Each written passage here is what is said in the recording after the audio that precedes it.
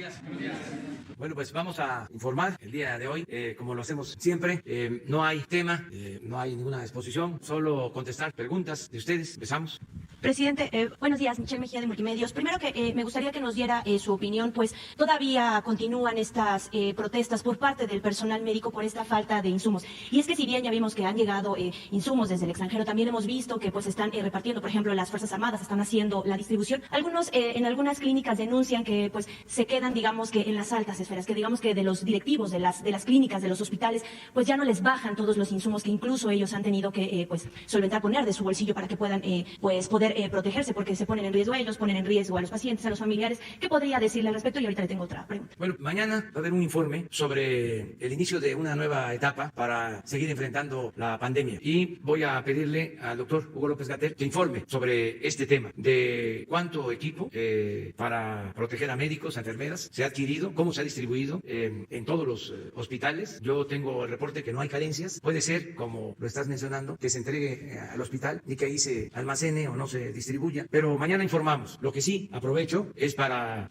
reiterar mi agradecimiento sincero a todos los trabajadores de la salud, a todos los que están trabajando en hospitales COVID, por su esfuerzo, por su entrega, por su humanismo, por poner en riesgo sus propias vidas para salvar vidas ajenas. Es un acto de heroísmo y, como hemos hablado ya a estas alturas, ya hay fatiga, ya es una situación difícil, pero ánimo, ánimo, ánimo, vamos a salir adelante. Ánimo a todos los trabajadores de la salud y al pueblo de México. Tenemos que sacar fortaleza de el interior de nuestro ser, de nuestra alma, para salir adelante, como hemos salido siempre ante cualquier adversidad. Y ya falta poco, según los médicos, los especialistas, los científicos y también los que están haciendo las proyecciones, matemáticos. Vamos bien, ya se domó la pandemia, ya se alejó el riesgo de una saturación en hospitales que hubiese significado más pérdidas de vidas humanas y mucho dramatismo. Eso afortunadamente ya se superó. Desde luego tenemos que continuar con las medidas de sana distancia y vamos a la nueva normalidad, que implica comportamientos distintos en nuestra convivencia, tanto en lo familiar como en lo público. Mañana se va a hablar sobre este tema. Y, presidente, preguntarle, pues, en otro tema también, ¿qué reporte le han dado sobre el manejo de cuerpos que fallecen por COVID-19? Se lo comento porque de los varios casos que reportan las familias, hay uno de, por ejemplo, un caso del señor Pedro Hernández, que falleció por COVID, se incineró el cuerpo y bueno, ya hay varios días en donde los familiares no encuentran los restos. Ya incluso la Fiscalía de la Ciudad de México ya abrió una investigación al respecto. ¿Qué reporte le han dado sobre las autoridades, en este caso el Seguro, el ISSSTE, sobre el manejo de cuerpos? Porque no es el primer caso que se da de este tipo, en donde creman los cuerpos, pero se los entregan a otras familias. En fin, no hay un control y un registro sobre estos casos. Gracias. Sí, hay una coordinación que se integró desde hace más de 2 meses con este propósito. La dirige Francisco Garduño y nos informa constantemente. Y en los estados, en el caso de la Ciudad de México, me consta, hay también una coordinación para atender a los familiares de las víctimas y ayudarles en todos los trámites y que no se presenten irregularidades, ningún hecho violatorio de derechos humanos. Hay esta comisión, pero no tengo yo información sobre lo que me estás dando a conocer ahora. Sin embargo, vamos a investigar y vamos a ayudar a los familiares. Pues que tenemos que ayudarlos, que el gobierno es de ellos, que es un gobierno del pueblo, que en todo lo que podamos ayudar lo vamos a hacer. Nada más que sepamos, porque yo no tenía conocimiento de esto, puede ser que lo esté llevando la autoridad de la Ciudad de México. Muy buenos días, presidente. Ramón Flores, corresponsal de Contrapeso Digital. Presidente, en Contrapeso Digital hemos dado seguimiento al caso de la renta de 1.500 patrullas por $207 millones en la extinta Policía Federal. Esto es $138,000 por patrulla a Grupo Andrade con su filial. En la Fiscalía y la Contraloría de la Ciudad de México solo están simulando la investigación por $180 millones de la renta de 1.850 patrullas, $97,000 por patrulla en la Policía Capitalina, y la Fiscalía General de la República también le compró patrullas a Grupo Andrade y Automundo. A esto se le suma la compra ahora de la Sedena, que compró 2.234 camionetas patrulla a Grupo Andrade, y el expediente de la compra permanece oculto. Le voy a entregar ahorita un nuevo dictamen final que acredita corrupción y fraude emitido por la Contraloría Interna del alcalde Santiago Taboada en la Ciudad de México, con un contrato de $100 millones con un sobreprecio del 30%, una más de Grupo Andrade. Presidente, mi pregunta en concreto es, ¿nos podrían informar aquí en la mañanera en conjunto el director de la UIF, el doctor Santiago Nieto, la Secretaría de la Función Pública, licenciada Maréndira Sandoval, y el fiscal general Alejandro Gertz Manero, respecto a qué está pasando con estas compras dirigidas a estas dos empresas, por favor? Y ahorita le genero la otra pregunta. Sí, en el caso del fiscal es independiente, es autónomo, y nosotros somos respetuosos de su independencia, de su autonomía, y le tenemos confianza al fiscal Alejandro Gertz Manero. Él podría contestarles desde la Fiscalía. En cuanto a lo que corresponde al Ejecutivo, la secretaria de la Función Pública sí podría estar aquí con ustedes, lo programamos, y lo mismo Santiago Nieto. Entonces, para dar respuesta a esto que estás planteando. Oiga, presidente, agregando más al tema, hay muchas patrullas abandonadas de la extinta Policía Federal en un lote allá en Iztapalapa. Estas patrullas se podrían recuperar para la nueva Guardia Nacional, porque la verdad es que están siendo insuficientes las patrullas, pero están abandonadas ahí. ¿Se podrían recuperar? Sí, hay que evitar el desperdicio, hay que revisar bodegas y sitios donde se están almacenando bienes. Hay muchísimas bodegas, incluso se paga un dineral de rentas de bodegas. Ahora estamos en un plan que ya se inició en aduanas para ir recuperando bienes que se echan a perder, que no se le devuelven a la gente, que se deberían de entregar al pueblo. Por eso se creó el instituto, para devolverle al pueblo lo robado. Estamos en eso, limpiando y al mismo tiempo ahorrando en rentas de bodegas. Hay bienes, muebles, inmuebles, miles en el país. Entonces, sí, vamos a tomar en cuenta lo que estás planteando. Esto corresponde verlo al secretario de Seguridad Pública para que proceda de acuerdo a lo que estás planteando. Ok, presidente, mi segunda pregunta es, Genaro García Luna se hizo multimillonario, entre otras, robando del erario para la seguridad. El secretario Durazo está enterado de la corrupción en este rubro, pero se siguen robando el recurso en seguridad en las 32 entidades federativas. Ahorita le voy a entregar un dictamen de un fraude por 10 millones de pesos que lo realizó Guillermo Fritz Herrera, de la ex Policía Federal y Seguridad Pública. Él fue inhabilitado en Servimet y ahora trabaja en la Secretaría de la Contraloría de la doctora Sheinbaum. Presidente, estos funcionarios están para combatir la corrupción, no para generarla. Mi pregunta, presidente, ¿puede el doctor Santiago Nieto investigar estas operaciones de corrupción multimillonaria de estas empresas, ya que en Estados Unidos ya se investigan estos hechos por la SS y el corporativo de Ford en términos de la ley anticorrupción de Estados Unidos? Le voy a entregar todas esas pruebas ahorita a través de Jesús, porque si hay un expediente abierto en Estados Unidos respecto a la compra de estas patrullas. No es de su sexenio, de una vez lo recalco, es del sexenio anterior, pero es una corrupción que se viene arrastrando. Sí, en todos los casos. Ya lo hemos dicho, cero corrupción, cero impunidad. Estamos limpiando, seguimos limpiando de corrupción el gobierno, de arriba para abajo. Esa es una de las molestias que traen nuestros adversarios, porque abusaron, se rayaron, se dedicaron a saquear, y fue por parejo. Y desde luego, más arriba, los de mero arriba, nada de que la corrupción se da de abajo para arriba, se daba de arriba para abajo, y se actuaba dando mal ejemplo, y también se disfrazaban de hombres de negocios, de empresas o de empresarios, cuando eran traficantes de influencia. Ahora que estamos revisando todo lo del sector eléctrico, es impresionante cómo concentraron tanto poder. En el discurso antiestatista se hablaba de que había que terminar con los monopolios del Estado, de acabar con el monopolio, decía, de la Comisión Federal de Electricidad, de Pemex. Pero resulta que crearon monopolios particulares durante el periodo neoliberal. Hay una empresa en el sector eléctrico que tiene el control del mayor número de contratos para la generación y venta de energía eléctrica, una empresa extranjera que contrató a quien había estado de secretaria de Energía y le dio también participación en el Consejo de Administración a un expresidente. O sea, ¿en qué país del mundo suceden estas cosas? Entonces, no podemos solo estar señalando, como siempre, la corrupción abajo. Claro, hay que combatirla, pero también arriba. Nada de que la corrupción, me acuerdo las encuestas que hacía Transparencia Internacional, que dejaban monederos en las casetas telefónicas, 100 monederos en distintos puntos de México, con 1,000, 2,000, 3,000 pesos, y venía la dirección, el nombre del dueño de la cartera. Entonces, para ver quiénes devolvían, y así medían la corrupción. Y arriba, nada. Medían la mordida, no las tarascadas, y nos tenían así, engañados. No voy a dejar de hablar de cómo en política fiscal decían, la solución es meter a todos los informales al padrón del SAT, que todos paguen impuestos, cobrarle impuesto a el viene. Ahí está la solución. Cuando los de arriba no pagaban impuestos o se los condonaban. Un doble discurso. No cabe duda que la verdadera doctrina del conservadurismo es la hipocresía. Doble discurso, una doble moral. Entonces, limpiar de corrupción. Nosotros vamos a seguir atendiendo esto. Además, como lo he dicho, no solo es un asunto de índole moral, es que así nos ahorramos mucho dinero, y ese dinero que se ahorra es el que se destina a apoyar al pueblo, a impulsar el desarrollo de México. Entonces, por eso tenemos que desterrar por completo la corrupción. Hoy en la mañana estábamos viendo lo de los médicos especialistas, que dijimos ya no van a haber rechazados, porque estamos pensando no solo ampliar aquí para que puedan estudiar su especialidad. Son alrededor de 50,000 los que presentan examen, entran 10,000. Entonces, aquí vamos a procurar que se amplíe a 10,000, y los 30,000 restantes les vamos a apoyar con becas becas para que estudien en el extranjero. Esto ya lo he dicho, pero ahora salió de que hay que cuidar lo de la aplicación del examen porque hay denuncias de que se vendía el examen. Hoy se habló de este tema y se va a hacer una investigación y tener mucho cuidado en la aplicación del examen. Entonces, todas estas prácticas las tenemos que desterrar y ayudar todos. Lo que hacen ustedes aquí con denunciar, porque ayuda a que las autoridades estatales, federales, actúen, como es este caso. Después tú, atrás, mujer, y luego tú. Muy buenos días, presidente de México, su servidor Carlos Pozos, reportero del Molécula Oficial. Primero un dato, señor presidente, el municipio de Ecatepec es el primer municipio contaminado y el segundo municipio más contaminado por el COVID y el primero con fallecimientos a causa de esta pandemia.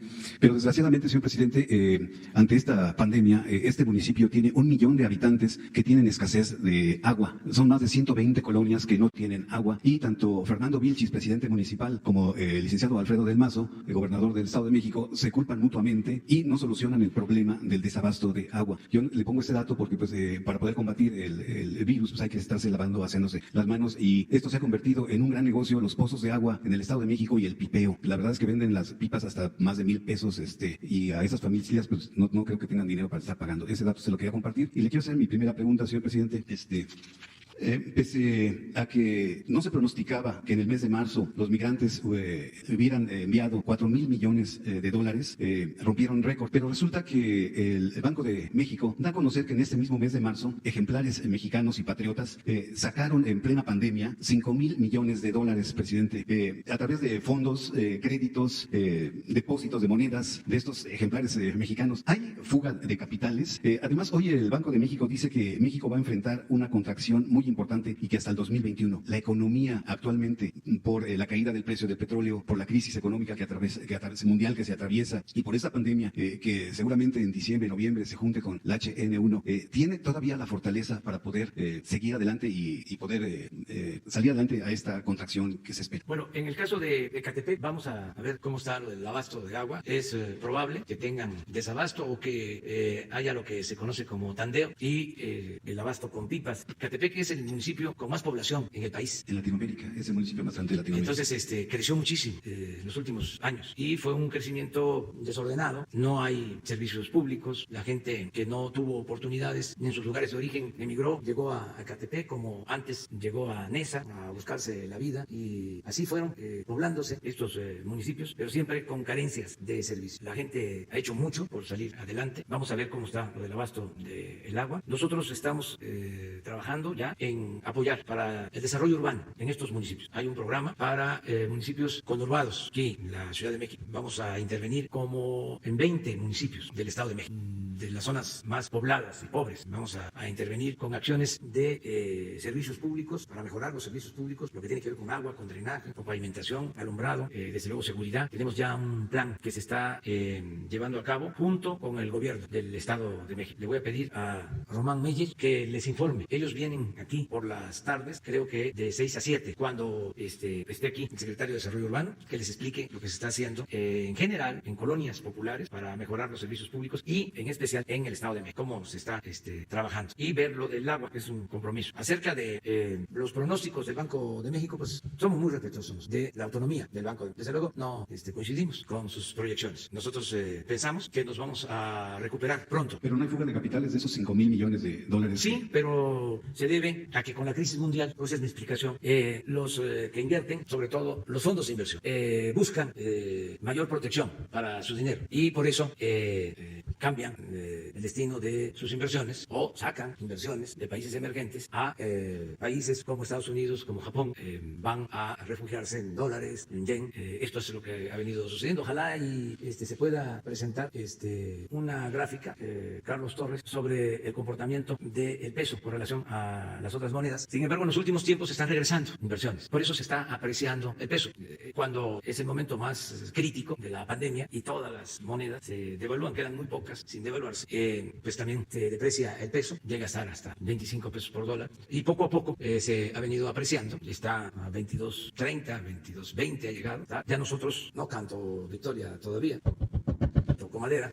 pero desde que estamos en el gobierno, a pesar de la pandemia y de la crisis mundial, la depreciación del peso solo es del 10%. Llegamos a estar a más de 20, 25 y ahora nada más es 10%. Desde que llegamos, ¿por qué? Es apenas el 10%, porque se ha apreciado últimamente el peso y porque antes de la pandemia el peso llegó a estar en el primer lugar entre las monedas que más se apreciaron con relación al dólar. Entonces traíamos vamos a decir, un colchón que nos ayudó a enfrentar la crisis. Esto que les decía. Miren, a pesar de la crisis económica, el yen. O sea, las inversiones van a donde consideran hay más seguridad, pero nosotros ya estamos aquí. Desde que llegamos y estábamos en 25. Entonces, no es para celebrar, pero sí ya se advierte una recuperación. Entonces, los pronósticos del Banco de México, pues no los compartimos, aunque somos respetuosos de la autonomía del Banco de México. Mi segunda pregunta, señor presidente, quisiera saber si ya tienen el nombre del índice para el bienestar, este índice que ha causado pues rechazo y enojo por parte de sus adversarios. Quisiera saber si hay este índice, porque ellos aseguran que es un disfraz para disfrazar la caída del PIB, eso dicen los adversarios de usted, y preguntarle si este equipo multifactorial o de personas que lo van a conformar van a pertenecer al INE, qué recursos van a tener, cuándo va a arrancar este grupo de especialistas que lo van a conformar, y si va a tener algún presupuesto quienes conformen, y si me permite un nombre o un nombre que yo le sugiera, se lo agradecería. Hay 10 personas propuestas, ya se está hablando con ellos de todas las disciplinas, ya se tiene este equipo, pero no está cerrado. El propósito es que participen todos los que quieran ayudar. Entonces nos das el nombre. No se va a dejar de tomar en cuenta el Producto Interno Bruto.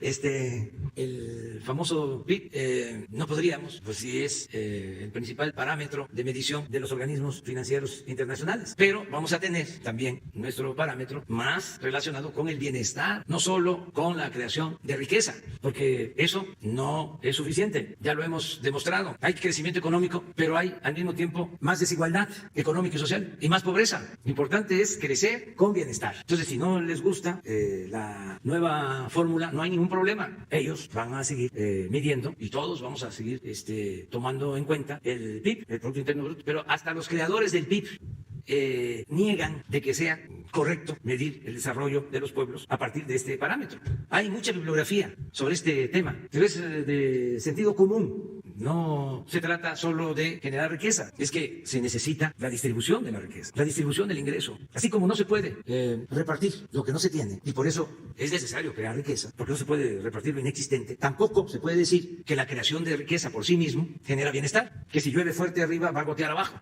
como si la riqueza fuese contagiosa, o que no intervenga el Estado en el desarrollo, porque el mercado solo va a garantizar el bienestar de la gente. No, y el esquema nuestro es totalmente opuesto a ese dogma de que si les va bien a los de arriba, si les va bien a los ricos, les va a ir bien a los pobres. Mejor vamos a decir, si le va bien a los pobres, le va a ir bien a los ricos. Que eso es lo que estamos planteando. O sea, si fortalecemos la capacidad de consumo o el poder de compra de los pobres, les va a ir bien a los industriales, a los comerciantes. Si los de abajo no tienen ni siquiera para lo básico, para lo indispensable, pues ¿cómo va a prosperar el país? ¿Cómo vamos a salir adelante? Es distinto completamente el enfoque. Claro, imagínense, los que fueron formados en el esquema neoliberal, con la política neoliberal, pues nos ven como marcianos planteando estas cosas. Pero bueno, no nos oponemos, o sea, no desaparece por decreto el PIB, el no medir el crecimiento, no, eso continúa y somos respetuosos del Banco de México y de las concepciones tecnocráticas, pero no quiere decir que aceptemos sus sofismas. Ya basta de engaños, además son fórmulas realmente muy elementales que se aplicaron en todo el mundo y los técnicos llegaron a creerse científicos, los economistas, con todo respeto. Se elevó la economía a rango supremo y se subordinó todo lo demás, todas las disciplinas, todas las profesiones. Era la economía. Había un presidente de estos famosos por promover el neoliberalismo y las privatizaciones que le decía a su secretario de Hacienda, tú no vayas a las giras para que no vayas a llenarte de sentimiento escuchando las necesidades del pueblo, porque tú tienes que ser frío, hasta despiadar en la aplicación de la política neoliberal. Es como la fábula, el cuento de los que protestaban en el Palacio del Rey y había mucho ruido, mucha bulla, y el rey preguntó que qué quería esa gente que gritaba. Y ya fueron sus súbditos y le dijeron al rey de que estaban protestando porque tenían hambre, y el rey expresó, ¿y qué es eso? Pues es algo parecido, o sea, no tomar en cuenta a la gente, las cifras, los datos, pero lo más criticable es que ni siquiera eso funcionó, es decir, lo cuantitativo, porque en todo el periodo neoliberal tampoco hubo crecimiento, 2% de promedio anual, mucho más bajo que otros países. Y estamos hablando de ese parámetro de crecimiento.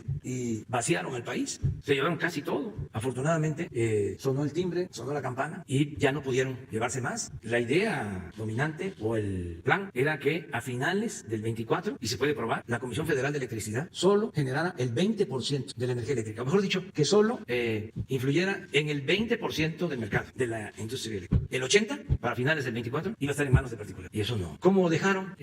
Pues 50 y 50. Así recibimos. ¿Cómo queremos entregar? Ya lo hemos planteado, 54-46. O sea, no estamos impidiendo que los particulares también participen, pero necesitamos fortalecer la Comisión Federal de Electricidad, porque si se lo dejamos a los particulares, no vamos a poder cumplir con el compromiso de que no aumente el precio de la luz, porque los particulares ya se demostró, van por la ganancia, por la utilidad, o en este tiempo que privatizaron, no aumentó el precio de la luz. Claro que aumentó. Entonces no quiero yo que digan, ofreció que no iba a aumentar el precio de la luz y sí aumentó. No va a aumentar, ni va a aumentar en términos reales el precio de las gasolinas, ni del diésel, ni del gas. Pero para eso necesitamos poner orden y que nos ayuden las mismas empresas a entender que son otras circunstancias. Esto que está sucediendo ahora, que nos están pagando los impuestos, que lo celebro, lo reconozco, porque es una actitud muy responsable. Y así lo están haciendo otras empresas. Pero así está la situación en el mundo. Todos tenemos que reducir nuestras pretensiones en lo material. Tanto a nivel individual tenemos que ahorrar, ser austeros, hacer a un lado el consumismo. ¿No es socialismo? No, es juarismo. ¿Qué decía Juárez? Que se aprenda a vivir en la justa medianía. O lo que decía el poeta Díaz Mirón, nadie tiene derecho a lo superfluo, mientras existan quienes carezcan de lo estricto. Es actuar de otra manera, en lo personal, hacer a un lado la frivolidad. Y como país, pues no dar el ejemplo desde el gobierno de extravagancias, sino de austeridad, de sobriedad. Y eso también para empresas en general. Ahora hay una negociación en puerta, en Argentina. Yo les comentaba de que cuando ya se sabía que la salida no es endeudar y endeudar y endeudar a los países en crisis, como presionaban, y ahora ya le bajaron una rayita, pero querían que nos endeudáramos, que apostáramos por el mismo modelo. Y dijimos, no, vamos a buscar la forma de resolverlo de otra manera. Desde luego, siendo más eficientes. Por eso aprovecho para pedirle a los legisladores que nos ayuden con las dos iniciativas que enviamos. Una para extinguir fideicomisos, porque era un abuso y lo podemos probar. Se usaba dinero de manera discrecional. Para eso creaban los fideicomisos y desde luego que había corrupción. Entonces esto no significa que se van a quedar sin apoyo los creadores, los cineastas, los investigadores. No, van a seguir recibiendo su apoyo. Nada más que lo vamos a hacer de otra forma. Les vamos a entregar de manera directa lo que les corresponde, sin estos instrumentos de intermediación administrados por gente sin escrúpulos. Entonces eso es lo que estamos planteando. Poner orden, porque calculamos que son como 250,000 millones de pesos que están así regados en fondos y fideicomisos. Imagínense lo que nos ayuda, 250,000 millones, para que nos entiendan los tecnócratas y se pongan contentos. Es un punto de PIB. Eso, más el combate a la corrupción, la austeridad, la eficiencia, eso nos va a permitir no endeudarnos. Y todos tenemos que ayudar. Les comentaba lo de Argentina. Le recomiendan al gobierno anterior que se endeudara. Incluso, esa fue la recomendación del Fondo Monetario Internacional, cuando ellos sabían que no iba a haber capacidad de pago. Aquí existe una corresponsabilidad. Quiebran la economía de Argentina. Ahora, están en negociación de su deuda. Yo espero que haya un arreglo. Pero el mismo fondo ahora, y además lo celebro, está sosteniendo que Argentina no tiene capacidad para pagar toda esa deuda, que tienen que condonarle cuando menos la mitad. Y esa es la negociación. ¿Pero qué significa esto? Y ojalá se llegue a ese acuerdo, porque bancos y fondos de inversión van a tener que asumir su responsabilidad y las pérdidas que les corresponden, como todos. Entonces, ¿por qué menciono esto? Porque se firman contratos, en el caso de la industria eléctrica, en la época en que ellos mandaban, los particulares, ya les he dicho cómo tenían comiendo en la mano a los funcionarios de más alto nivel. Se firman esos contratos leoninos, pues yo creo que es justo que en una circunstancia distinta los revisemos. O toda la pérdida va a ser para el pueblo, que no podemos compartir algo. Entonces, esa tiene que ser la nueva actitud. Todos poner algo. Y eso es parte de la nueva normalidad. Son los cambios. Desde luego, con apego al Estado de Derecho, sin violar la Constitución, las leyes, pero buscando entendernos. Ayer no me gustó, lo digo así de manera franca, abierta, también con todo respeto, la decisión que tomaron en la Suprema Corte de conceder a un organismo autónomo el que sus funcionarios puedan ganar más que el presidente de la República. Yo no sé cuál fue la interpretación, versión que se utilizó, cuál fue la justificación. Lo que sí les puedo decir es que mientras yo esté aquí y tenga facultad para enviar iniciativas de ley, si no quedó muy claro, como está en el artículo 127 de la Constitución, podría yo enviar otra iniciativa para que quede lo suficientemente claro. No es posible que no haya un tope en lo que ganamos los funcionarios públicos. ¿Cómo que van a haber funcionarios que ganen 200, 300 mil pesos mensuales? Menos en esta circunstancia. Es un asunto de justicia. La austeridad es un asunto de principios, no solo un asunto administrativo. Eso no lo veo bien. Desde luego, respeto las decisiones del Poder Judicial. Es un poder autónomo, independiente, pero también voy a ejercer mis facultades y tenemos que seguir insistiendo que no pueden haber estos sueldos tan excesivos y mentira de que pagan más en el sector privado. No es cierto. Eso fue un mito para justificar el pago de sueldos elevadísimos en el sector público. ¿Cuánto ganan los maestros eméritos en las universidades? Pero también los gerentes de las empresas, de los bancos. Y eso, tomarlo en cuenta en todo. Cuando tenemos reuniones sobre la cuarentena, ahí se habla de que sí, nosotros podemos estar recluidos porque cada 15 días cobramos y los que no cobran y los que tienen que buscarse la vida día con día. Entonces, ¿qué no tomar conciencia de eso? Más cuando se está en un proceso de transformación. Imagínense que tener la dicha enorme de llevar a cabo una transformación, de hacer historia y que todavía nos paguen, pues somos privilegiados, pero no a los abusos, no a este tipo de cosas, por lo que estás mencionando, porque esa resolución que fue para, creo que el Instituto de la Competencia, de todos estos organismos que crearon, yo pregunto, ¿qué? ¿Ya no hay monopolios? O sea, todos estos organismos. No, pues ahora, con esa resolución, van a querer otros. ¿Cómo se llama ese organismo? Pero ¿cómo? Esas son las siglas. Comisión Federal de Competencia. Aquí vamos a ir señalando cómo se llaman estos organismos. Vamos a ver quién sigue, a ver qué va a pasar con los consejeros del INE. Y ahí aquí vamos a ir viendo. Y vamos a ir viendo, bueno, el derecho de la información, a ver cuánto ganan. O sea, y vamos a ir tratando este asunto. No me puedo quedar callado, ofrezco disculpa sobre este tema. Y si lo consideramos necesario, vamos a ver cuáles fueron los elementos. A lo mejor es porque no está muy claro en la Constitución, de que nadie puede ganar más que el presidente. Entonces, si no está muy claro, vamos a buscar la forma de hacerlo más claro y volver a enviar la iniciativa para que sean los legisladores los que resuelven. Y finalmente, las redes sociales proponen que el índice se llame AMLO-VER, por sus iniciales de AMLO y VER. No, a ese no. No. ¿Es esto? No, imagínense. No.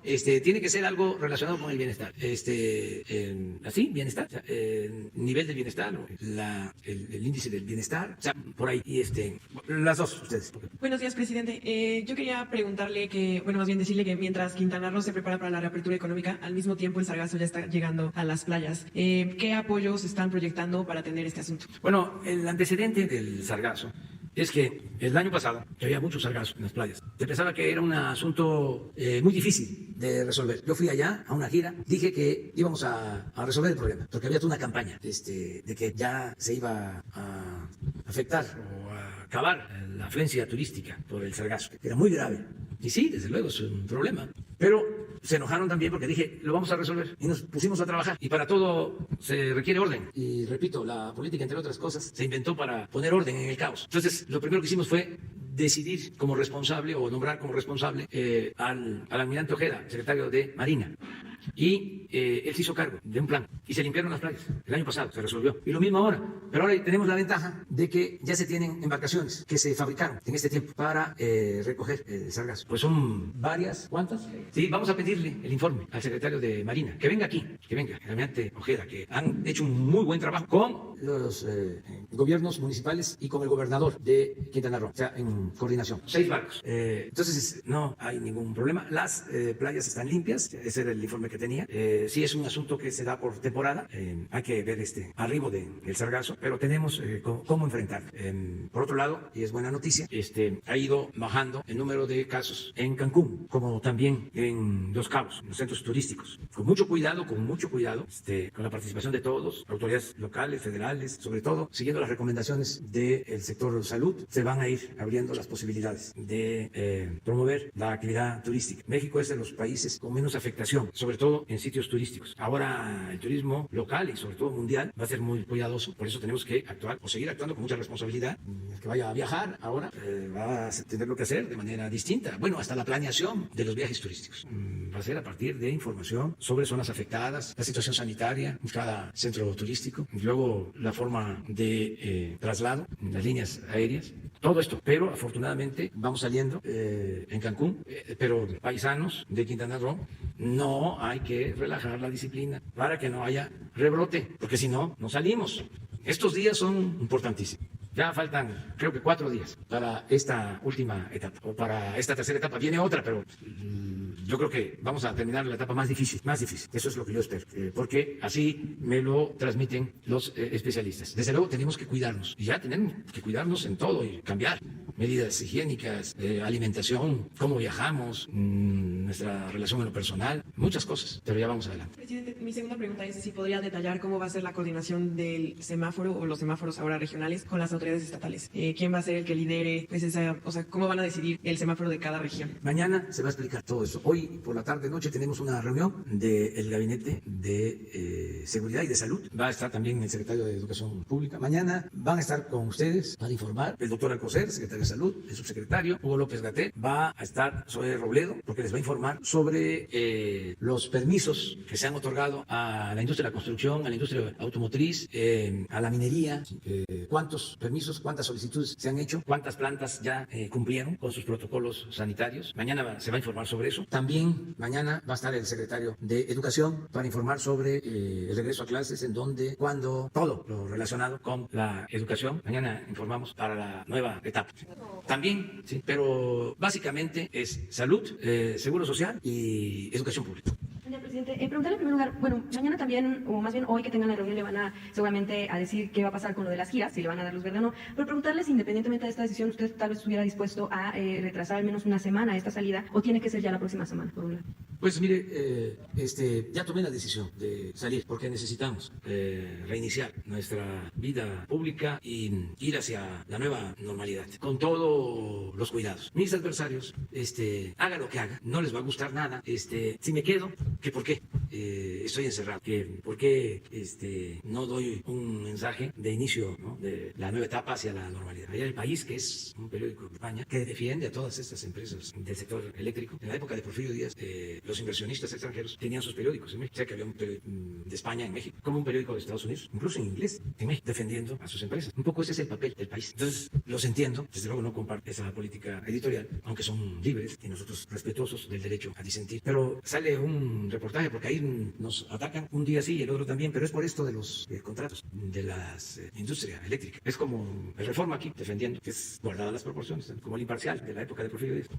Critican que porque tomé la decisión de salir. Pues sí, voy a salir, ya está el plan, nada más que lo voy a hacer a partir del lunes, terminando esta fase, esta etapa, y con mucho cuidado. Ya lo di a conocer ayer, mañana voy a insistir de nuevo, voy a dar a conocer qué sitios voy. Es muy importante que yo vaya a dar estos banderazos para iniciar la construcción del Tren Maya, porque son empleos, muchos empleos, y se necesita reactivar nuestra economía. Y ya lo dije, sí, se trata de un experto que es un investigador, que tiene su ingreso asegurado, o de un servidor público como nosotros, que tenemos nuestro ingreso asegurado, pues podemos quedarnos todo el tiempo inactivos. Pero hay mucha gente que requiere que la economía empiece a funcionar, salir del estancamiento económico para superar esta crisis. Justamente en el tema turístico también se ha mencionado que pues no se daría marcha atrás definitivamente a los puentes por días festivos, y que incluso se estaría pensando en crear uno más. ¿Sí se está pensando en este plan, o qué otro plan estarían echando a andar precisamente para el tema del turismo? Me pidió el secretario de Turismo que yo reconsiderara el que celebráramos las fechas históricas en su día, que no fuesen puentes, que el 20 de noviembre fuese el día festivo de celebración, porque es el aniversario de la Revolución Mexicana, que significa mucho para todos, significó justicia, significó democracia en su momento, significó soberanía, libertades. No podemos olvidar nuestra historia, no podemos hacer a un lado las gestas de nuestros héroes. En el periodo neoliberal querían que nos olvidáramos de la historia, se hicieron hasta películas ninguneando a Morelos y a Hidalgo. Bueno, se quitó el retrato de Juárez en la época del neoliberalismo, la época del esplendor conservador. Entonces no querían ya que recordáramos nada. Entonces vámonos a los puentes. Entonces dijimos, no, vamos a recordar nuestra historia, porque no podemos olvidar de dónde venimos. Entonces los puentes... Y entonces ahora, por esta circunstancia especial y para apoyar al turismo, que fue de las actividades económicas más afectadas, donde más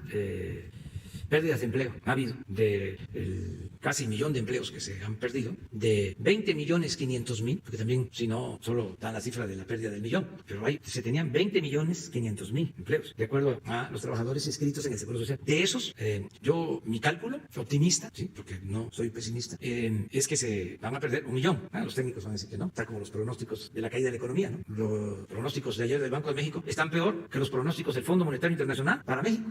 Salieron más realistas, ¿no? Que los del fondo. Entonces, ahora, porque se perdieron más empleos en el turismo, pues ahí, a petición de los empresarios del sector, a través del secretario de Turismo, Miguel Torruco, yo acepté de que cuando menos 1 año continúe con los puentes, se continúe con los puentes. ¿Sí? Esta es otra contribución de nuestros héroes. O sea, van a seguir gobernando y ayudando. Entonces, sí, para el nuevo calendario escolar se considera lo mismo de antes, los puentes, con la idea de reforzar y de ayudar al sector turístico. Por otro lado, un tema que no queremos dejar pasar, recordar el tema de la violencia contra las mujeres. De la violencia en contra de las mujeres. Se impulsó una campaña que se llama Cuenta hasta 10. Preguntarle, en primer lugar, si no fue tardía esta campaña, porque, bueno, pues como usted bien acaba de mencionar, estamos a 4 días de que concluya, sí, es una tercera etapa de la Jornada Nacional de Sana Distancia, pero también preguntarle por qué no se presentó en este espacio, como sabemos, por el alcance nacional que se tiene, y también en torno a las críticas que surgieron en redes sociales respecto de esta campaña Cuenta hasta 10 y saca la banderita blanca. Porque, bueno, pues de alguna manera lo que muestran las críticas, la molestia de las propias mujeres que han sido violentadas es que pues un agresor no se puede detener a contar hasta 10 y que además en esta campaña pudiera mostrarse a las mujeres como quienes fomentan incluso este tipo de actitudes. Esas 3 preguntas en torno a esta campaña. Sí, yo soy, insisto, respetuoso del derecho de las mujeres y la protección a las mujeres. Estoy a favor de el movimiento feminista. No soy feminista, soy humanista, pero por ser humanista estoy en contra de la violencia a las mujeres y a cualquier persona. Estoy en contra de los crímenes de odio. Los conservadores se volvieron feministas. El otro día vi, creo que ayer, una caricatura muy buena del dirigente del PAN con una pañoleta de las que usan las feministas, sí. Entonces, empezaron con eso, queriéndonos ubicar como machistas. Yo toda la vida he luchado por la igualdad del hombre y de la mujer. Fui de los primeros en impulsar la participación de mujeres en la vida pública. Fui jefe de gobierno y del gabinete de aquel entonces, 8 mujeres, 6 hombres. Cuando ningún otro movimiento o gobierno, a ver si hay antecedentes de lo que les estoy diciendo, a ver si hay otro gobierno que haya hecho lo mismo. Ahora mismo son más las mujeres en los cargos claves que los hombres. Ustedes ven cuando vienen a informar sobre los programas de bienestar, ¿qué es lo más importante para el actual gobierno? El bienestar. ¿Y quiénes manejan esos programas? Puras mujeres. Lo de la participación, el que la mitad de los legisladores sean mujeres, tuvo que ver con nosotros. Nosotros denunciábamos, porque cuando se empezó a exigir que las candidaturas fuesen en igualdad, empezaron las simulaciones. ¿Saben qué hacían de los otros partidos? Inscribían a su esposa, sí, inscribían a su mamá, a su tía, para cumplir con la cuota. Presentábamos denuncias contra eso. Y ahora de repente, como si fuese el mundo al revés, terminamos nosotros cuestionados por los conservadores. Pero bueno, todo esto es entendible en las redes, sobre todo estaba yo viendo un portal en donde se da información sobre finanzas y referitean. Abre uno el portal, yo lo uso para ver cómo está la relación peso-dólar. Me interesa verlo. Entonces utilizo mi iPhone 25 y lo pongo y me sale, lo primero es un reportaje sobre el movimiento de marzo. Pero eso ayer todavía, el movimiento de las mujeres de marzo. Un reportaje, desde luego, en contra del gobierno. ¿Se acuerdan que una vez vino aquí la señora Denise Dresser? Bueno, ayer, o sea, 3 días ese portal le dio el tiempo a esa conferencia, menos estuvo aquí la señora. 3 días repitiendo. Entonces, si se tardaron, ¿sí? Pues fue algo que a lo mejor no se dio a conocer a tiempo, porque nosotros llevamos desde hace años, ¿sí?, defendiendo a las mujeres. El tema de la oposición y lo político, ¿por qué no se dio a conocer esta campaña aquí, dándole la importancia a lo que tiene que ver con el movimiento feminista y no a lo que tiene que ver con la oposición? Siempre se da a conocer, constantemente. La ministra Olga Sánchez Cordero, Nadine, constantemente. Pero es otra cosa, es que hay una oposición a lo que hacemos, una oposición conservadora. También no debemos de exagerar, porque se ha portado muy bien la oposición. Estamos llevando a cabo una transformación. Y en las 3 transformaciones que han habido, la oposición se portó muy mal. Imagínense lo que pasó cuando la independencia. Excomulgaron, asesinaron a Hidalgo, a Morelos. Fue terrible. La oposición en la reforma. Muertos, asesinatos, muchos. Leandro Valle, Ocampo, Comonfort, por bandas de conservadores. Hablábamos de que fueron al extranjero a traer a Maximiliano. Bueno, el mismo fusilamiento de Maximiliano. Es un periodo de mucha violencia. Es una transformación que costó muchas vidas. La revolución, ni hablar. En ese sentido fue cruel, como todas las revoluciones. Así fue la revolución española, la revolución rusa, todas. Y siempre mucha violencia. Ahora estamos en la 4ª transformación. No hay violencia política. Hay un buen comportamiento de nuestros opositores. errores. Lo de los periódicos y de los medios, pues es parte de la libertad, que debe de existir en una auténtica democracia, pero no pasa más que se conforma un grupo para derrotarnos políticamente hablando. Y salen fotos de todos los que integran este grupo. Y al poco tiempo, del mismo grupo, salen a decir, yo me deslindo, yo no fui tomado en cuenta, yo estoy en contra del presidente, pero no pertenezco a ningún grupo. O sea, no ha habido problemas mayores. Hoy va a darse a conocer una primera parte de una entrevista larga que le di a Epigmenio Ibarra. Son varios capítulos donde hablamos de estos temas. Creo que hoy empieza a difundirse la primera parte. Y hablo de estos temas. Sí, va a estar en YouTube, creo. ¿No cobran ahí? Entonces sí va a estar. Y también lo voy a subir yo. Sí, muy bien. Presidente Luis Méndez de Notimex, me llama la atención lo que acaba de señalar, creo que es importante si nos puede detallar un poco más sobre estas denuncias que se van a hacer por la venta del examen en las especialidades médicas. ¿Nos puede dar un poco más de detalles, por favor, sobre esta información? Esa es una de las primeras preguntas que quiero hacer. Es que se tocó el tema en la reunión de seguridad, de cómo se han hecho los exámenes de admisión y se ha llegado a denunciar de que se vendían hasta en 150,000 pesos. Eso de acuerdo al informe. Aquí lo privado es público. Lo que decimos en la reunión de seguridad lo puedo decir aquí. No tenemos nada que ocultar. Entonces, se habló de presentar una denuncia y de hacer una investigación. Yo fui de la idea, aunque todo esto se está analizando, de que mejor preparemos las condiciones para que esto ya no vuelva a suceder, porque el examen es en septiembre, o sea que nos da tiempo. Incluso el secretario de la Defensa presentó un sistema de evaluación que ellos tienen, de una especie de banco de preguntas, y minutos antes, de manera automatizada, se hace la selección de las preguntas que se van a realizar para los exámenes, para las evaluaciones. Y habló de que tienen capacidad para evaluar así a hasta 3,000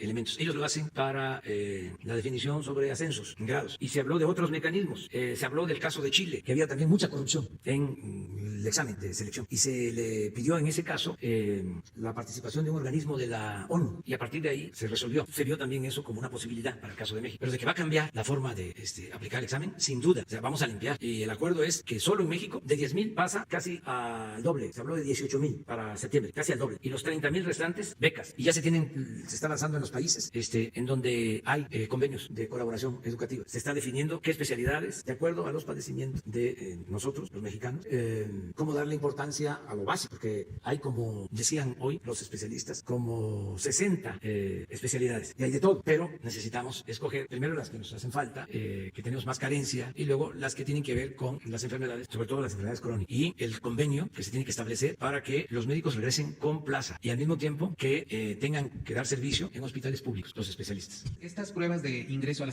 especialidad, ¿se está evaluando cuál va a ser el nuevo formato? ¿No hay un formato definido? Sí, no va a ser el mismo. Eso sí se los puedo garantizar. ¿Sobre las demandas se evaluaría también o no va a haber demanda? En general, sí. Presidente, tengo una segunda pregunta. Hay investigadores del sistema de centros públicos de investigación de CONACYT que están haciéndole un llamado a su gobierno para que reconsidere este recorte en sus presupuestos. Institutos como el CIMBESTAT, el Centro de Investigación de Estudios Avanzados, o el Centro de Investigación y Docencia Económicas, el CIDE, por ejemplo, están dentro de estos centros de investigación y pues están asegurando que este recorte afectará su operación, o incluso el Instituto Mora, en donde también se les recortaron las becas, se les suspendió el pago de las becas y las estudiantes o los estudiantes están exponiendo que estos pagos incluso les sirven para pagar sus rentas porque viven en la ciudad y son de otros estados. Son, digamos, las peticiones que están haciendo para que usted, desde la Secretaría de Hacienda, reconsidere este recorte al 72% de su presupuesto, ya que, por ejemplo, en el caso del CIDE, dejará de operar incluso en su sede física. En el CIMBESTAP se detendrán investigaciones que tienen que ver, por ejemplo, con el COVID. Entonces, el llamado que están haciendo es si su gobierno podría reconsiderar este recorte que afectaría a la operación. Es que no hay tal recorte. Es que el decreto establece de que no se va a suspender a nadie. Nadie va a perder su trabajo. Ningún trabajador al servicio del Estado. Eso es parte del decreto. O sea, para aclararlo bien, se van a seguir entregando los apoyos de manera directa. Es el caso de las escuelas y de los mismos investigadores. Ahora voy a poner un ejemplo. ¿Qué pasaba antes? El dinero que se destinaba al mantenimiento de las escuelas se enviaba a través de dependencias, de intermediarios, y no llegaba. Hay un programa de bebederos en escuelas, un fideicomiso. No se hizo nada. Ese fideicomiso. Bueno, desde que existía el CAPSE, luego otras instituciones. Investiguen quiénes manejaban en el gobierno pasado estas instituciones, los que tenían que ver con el dinero que iba a las escuelas. Hagan un poco de investigación. Te van a encontrar, pues, la verdad. Bueno, ¿qué estamos haciendo? Se forma un comité de padres de familia con maestros, madres, padres de familia. Se forma un comité, se da la recomendación de que el tesorero sea una mujer, porque la mujer es más honrada que el hombre, y al que no le guste, y si es conservador, que se vaya a volar en el avión presidencial.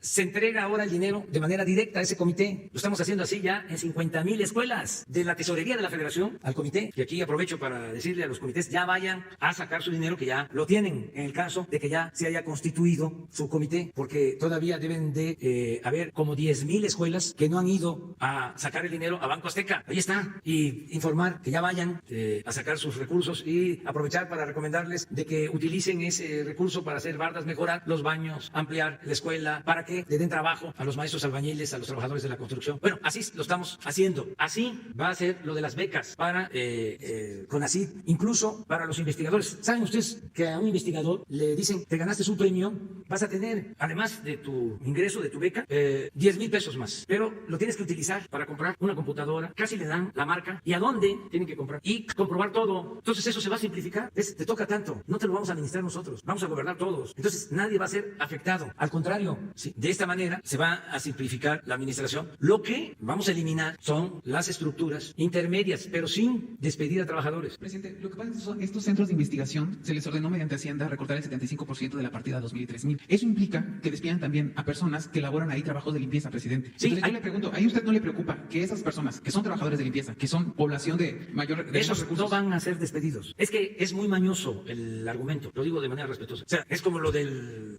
las estancias infantiles. ¿Cómo? Estaba un partido conservador ahí detrás. ¿Cómo se va a dejar a los niños sin sus becas? Pues no se dejó a los niños sin sus becas. Sencillamente ya no se entrega a quienes manejaban las estancias infantiles, que se demostró de que apuntaban más niños de los que tenían. Entonces, es poner orden, no es afectar, no se va a quitar a ningún trabajador. O sea, es poder reunir esos recursos todos, ver si se están destinando a propósitos justos, a causas justas, pero no se van a eliminar. entonces, este llamado que les hace Hacienda para recortar el 75% de... Es que es general. Todo el gobierno. Todo el gobierno.